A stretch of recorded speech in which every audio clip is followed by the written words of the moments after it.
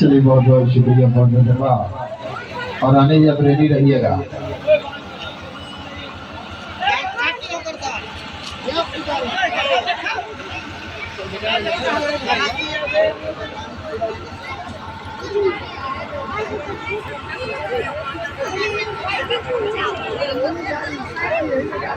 राहुल आओ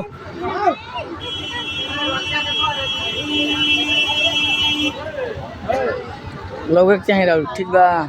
धरई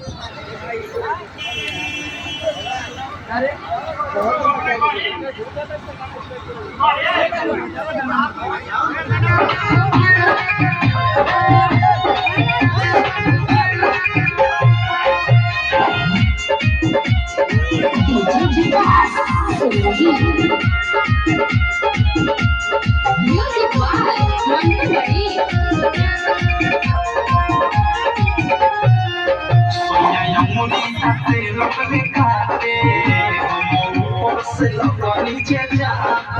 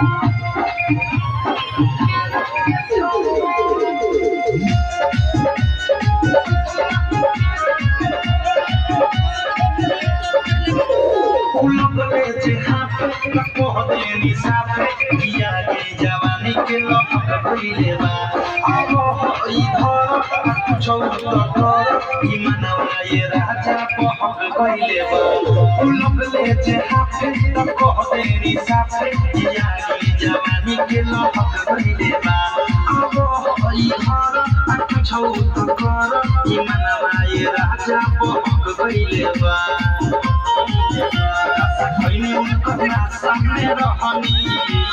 भइल जवन हम सखी चाहनी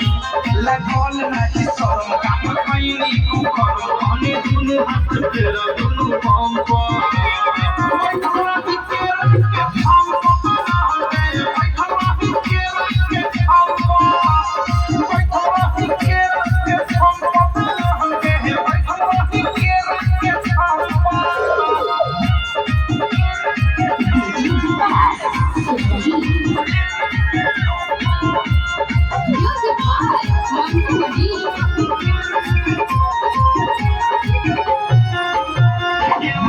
के पीछे पसर गईली नीचे हम रहनी ये सखी राते नाइकी में हो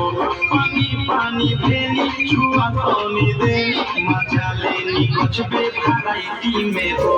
ए मारी के पीछे पसर गईली नीचे हम रहनी ये सखी राते नाइकी में हो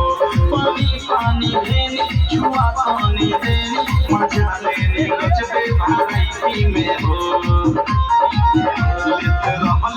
हल्का में हमें जाते हल्का में रुक गइले तोने आई अधार लहते से लागल के हुना से अनुराग होते या नरम हमरा के हम हमरा